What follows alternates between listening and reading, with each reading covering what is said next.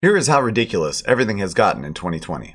We've cured the common cold and the flu. Nobody is celebrating because of COVID, which is definitely not just another coronavirus being labeled as a pandemic. Now they want to force us to use a vaccine ID, not just so we can get on a plane, but to prove that we've been vaccinated. Again, vaccinated against basically the common cold, with a 99.97% survivability rate, and with an experimental vaccine that will alter your genetic makeup. You are not allowed to run a small business, or play music, or leave your house, or have your family over for the holidays, or go outside without a mask, or go to school, or vote in person. Not to worry though, you can vote with a paper ballot. In some counties and swing states, you can vote 180% as much as you're registered. Pretty sweet.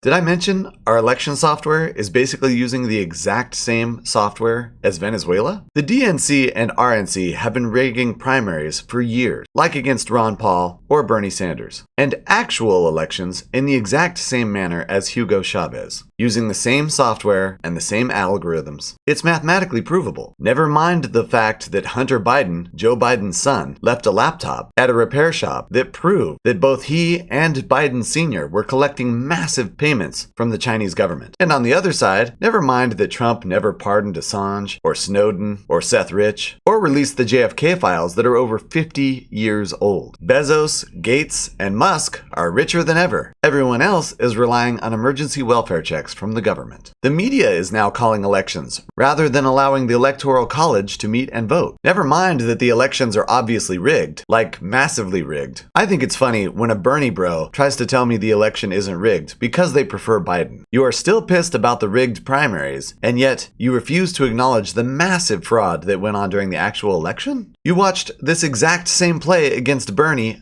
less than a year ago. And all the people on the right know the primaries are rigged because of Ron Paul. So you all admit the primaries are rigged. We all know it. But y'all are gonna trust elections run by software owned by Dianne Feinstein's husband on the internet, easily hackable, with remote backdoors for administrators in literally every country in the world? Have you ever had a remote tech support person take over your mouse? Well, there's evidence they were doing that with the voting machine, but actually dragging and dropping entire folders full of votes into the trash, throwing away thousands of Americans' votes, and then replacing them with such ridiculous votes that it was obvious. Suddenly, at 4 in the morning, there's 100,000 votes for Biden. Oh, and side note, these surprise votes that showed up at 4 in the morning didn't vote for any other issue or any other candidate. Didn't vote for a senator or a congressman or the local judge or any of the local issues or bills in your state or county. Nope, just a good old-fashioned single-issue ballot for Biden, unilaterally in favor of one of our most unpopular candidates in the last 200 plus years. They're claiming all of this with magic midnight ballots that were counted twice in Georgia. They're claiming Biden got more votes than Obama, who was all handsome and charming and well-spoken and could sing Al Green, but of course was still using robots to murder children in the third world. Biden, who was hiding in his basement for the majority of the election, somehow got more votes than Obama. Right. But don't worry.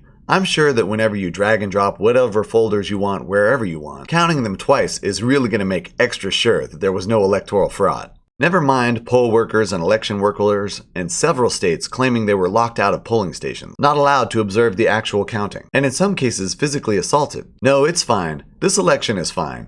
Bill Gates, who has made your computer shit since the 80s, has a vaccine that has not been tested that will alter your DNA and control all your financial transactions. I'm sure we're going to be fine. Oh, and now the media anointed 160,000 middle-of-the-night surprise votes that were 92% in favor of just one candidate, while poll workers were barred from observing President-elect, has a broken foot. The guy taking millions of bribes from the Chinese government, as proven by his crack-smoking pedophile son's laptop. His foot is suddenly broken. Do you think it was Netanyahu jumping up and down on him? Or Kissinger? Or some corporate bank mobster? Who is actually controlling Biden? Why do they also apparently control the media completely? And what is their actual plan should all of this obvious and rather slapdash chicanery be allowed to succeed? And why are they breaking his foot? What is he not willing to do for whoever this is? Don't worry, your Disney Plus subscription is totally still valid. You're gonna find out what happened to Baby Yoda this week for sure. Never mind, they destroyed the economy, rigged an election, control the media, and have broken the foot of their elected anointed candidate's leg. Never mind any one of these 4 guys.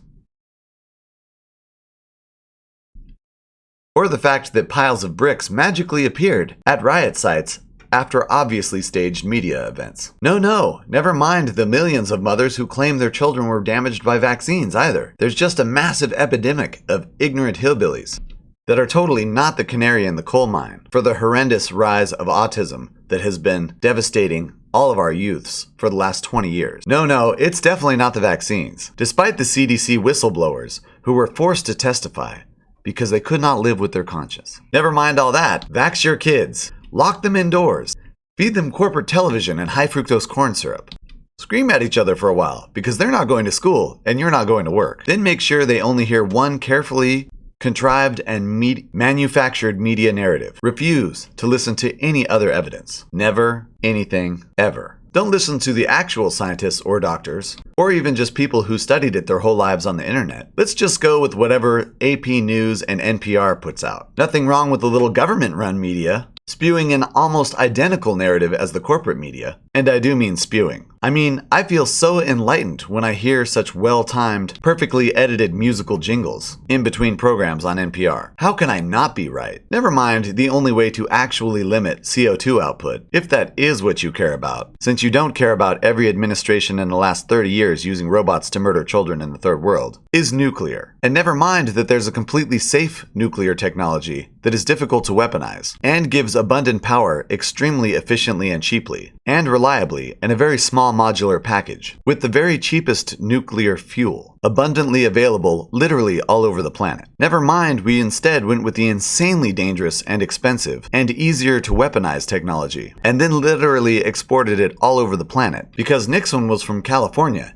and he needed to win the presidency, god damn it. So instead we get 3 Mile Island, San Onofre, Chernobyl, and Fukushima. Thanks, Nixon. Stay home, stay safe, wear a mask for the common cold, for which we've rushed a vaccine that is highly experimental and designed to genetically modify you at the cellular level. And you will have to take this vaccine, or you can't ride on an airplane, or go to work, or go to the goddamn grocery store. Because screw you, it's all Amazon, Facebook, Google, Whole Foods, Tesla, and Monsanto. This guy and this guy, they have the rights to monetize all of your posts, not pay you for that. Also put advertisements anywhere they want. Oh, and side note, we'll censor everything you say, which is why I'm on BitChute, which they'll probably take down too eventually because they're maniacal sociopaths. Want some free Captain Obvious advice? Go visit your family. For the holidays, open your business. All of them. Live your lives without fear. If you do want to get healthy, get off your ass and exercise a little. Swim. Swim no matter what temperature it is outside. Get in, get your heart rate up. Easier to do in colder climates, way more efficient. And eat some goddamn fruits and vegetables. Hopefully, you grew yourself. And Elon, it's cool that you stood up to them on the assembly line at Tesla. But why not make Tesla an online do-it-yourself open source project that anyone can have access to the code? Oh, you're not that cool? Okay, how about free distributed Wi-Fi mesh networking instead of satellites? Oh, you're not that cool either? Tesla cars still take a ton of natural resources to produce, so much so that it would be better for the environment to maintain your existing car, or maybe DIY electrify it. Batteries are getting cheap now